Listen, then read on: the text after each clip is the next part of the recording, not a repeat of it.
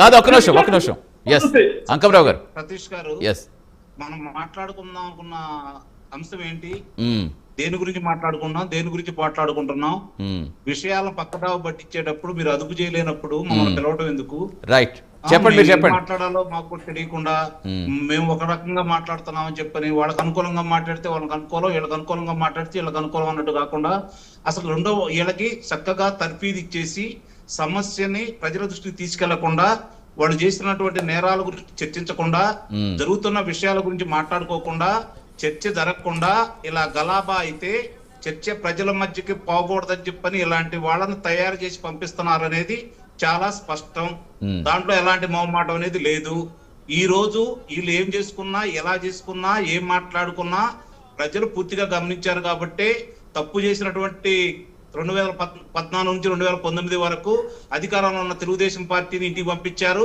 అంతకంటే ఘోరంగా తప్పులు చేశారు కాబట్టి అంతకంటే ఘోరంగా ఈ పార్టీని ఇంటికి పంపించారు.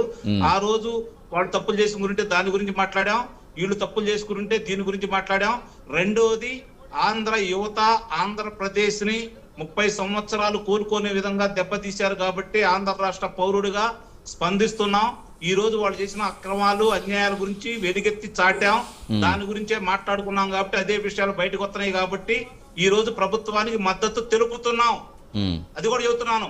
అంటే ఇప్పుడు ఇలాంటి ల్యాబ్స్ నివారించాలంటే టెక్నాలజీ పరంగా కూడా ఏమైనా యాక్షన్స్ తీసుకుంటే అదుపులోకి వస్తాయనుకోవచ్చా? సరే, మీరన్నట్టుగా ప్రభుత్వాల పరంగా కాదు, ఇలాంటివి రాజశేఖర బాబు సాంకేతిక పరిజ్ఞానం అందుబాటులో తీసుకొచ్చేసి వీళ్ళు ఎన్ని గగ్గోలు పెట్టినా వాస్తవ విషయాలు బయటికి తీసుకొచ్చి ఏం జరుగుతుంది, ఏం చేస్తుంది, ఎవరెవరు దీంట్లో పాత్ర ఉన్నారు, హైదరాబాద్ 2005 నుండి ఇప్పుడు తీసుకోవాలా, 2025 వరకు, 2005 నుండి 2025 ఒక్క నిమిషం. మోహన్ రెడ్డి గారు ఫైల్ కంక్లూడ్ మీరు చెప్తారు కానీ కాదు, ప్రతిదానికి అడ్డు రావద్దు. ఇప్పుడు ఆయనకి ఇచ్చింది ఎంత మనం కాదు మోహన్ రెడ్డి గారు. విమర్శలు చేయాలనే ఉద్దేశంలో భాగంగానే వాళ్ళు ట్యాగ్ చేసుకొని వచ్చినారు.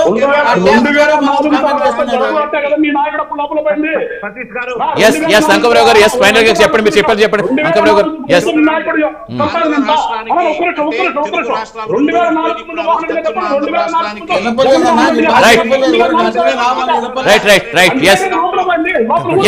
వెంకటేశ్వర గారు, ఒక్క నిమిషం వెంకటేశ్వర గారు. సమయం అవుతుంది. కంక్లూడ్ చేయొద్దు. మాట్లాడేది వినపలేదు బయటికి. కావటం ఈ రాష్ట్రానికి పట్టిన దరిద్రం ఇప్పటికి కూడా రైట్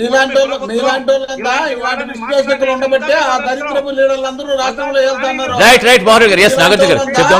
ఒక్క నిమిషం చెప్పండి. 1 minute లో కంక్లూడ్ చేయండి. నాగార్జున గారు 1 minute లో కంక్లూడ్ చేయండి. అంకమరావు గారు రైట్.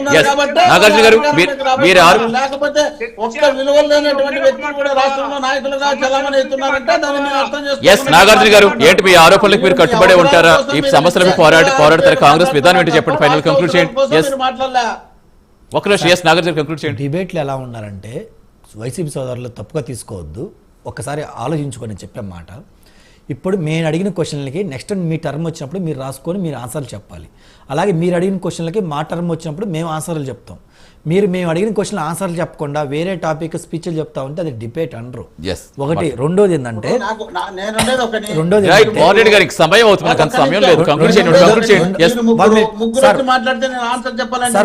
మీరే చెప్పాలి. మీకే ఎందుకు సమయం అయిపోతుంది. కంక్లూడ్ చేయండి.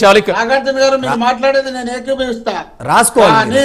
ఇచ్చేటప్పుడు మీ ముగ్గురితో బట్టి నాకు అవకాశం ఇస్తారేమో చెప్పమని మాట్లాడతా. ముగ్గురు కలిసి తిడుతున్నారు కదా ఒకరి పక్కన. టైం వచ్చింది కదా, పార్టీలుగా మాట్లాడలేదు, మీరు కూటమిలోకి సమానంగా మాట్లాడకపోతే. మోహన్ రెడ్డి గారు మీరు అందరికీ కరెక్ట్గానే ఆన్సర్ ఇస్తున్నారు. ఎవరు తక్కువ చేయట్లేదు కానీ ఎవరు కంక్లూడ్ చేస్తారా? నాగార్జున గారు ఒక మాట చెప్తాను సార్. టైం అంత సమయం గట్టిగా స్పీడ్గా చెప్పండి. 2 మాటలు సార్, ఫాస్ట్ చెప్తారు 2 నిమిషాలు. ఇందాక జగన్మోహన్ రెడ్డి గారికి అపోజిషన్ లీడర్ ఇవ్వట్లేదు అందుకే మేము పోవట్లేదు అన్నారు. ఆ రోజు 2019 కూడా రాహుల్ గాంధీ గారు అపోజిషన్ లీడర్ కాదు మాకు ఇవ్వాలా, రాహుల్ గాంధీ గారు పార్లమెంట్కి వెళ్ళలేదు, ఫైట్ చేయలే. అలాగే జగన్మోహన్ రెడ్డి గారు వెళ్ళొచ్చు కా, దేనికి ఇంతబడి ఎడుతారు? ఇంకోటి సార్, ఒక చిన్న ఎగ్జాంపుల్. డీబీటీ స్కీమ్ కింద జగన్మోహన్ రెడ్డి గారు నేను ప్రజలకు సంక్షేమం అందించాను, ఎటువంటి అవినీతి లేకుండా, మధ్యలో ఎవరు లేకుండా 1-to-1 డబ్బులు ట్రాన్స్ఫర్ చేసే అకౌంట్కి మేము అవినీతి చేయని పరిపాలన ఇచ్చే సంక్షేమాలు అన్నారు. మరి అదే స్కీమ్ ఇక్కడ అప్లై చేస్తే మీరు గూగుల్ పే, ఫోన్పే, పేటిఎంలు ఎన్ని తీసుకురాలేదు? అంటే తీసుకురాకుండా క్యాష్ ద్వారా డబ్బులు తీసుకున్నారంటే క్యాష్ అక్కడి నుంచి మీ దగ్గరకు వచ్చిందంటే అవినీతి జరిగినట్టే కదా.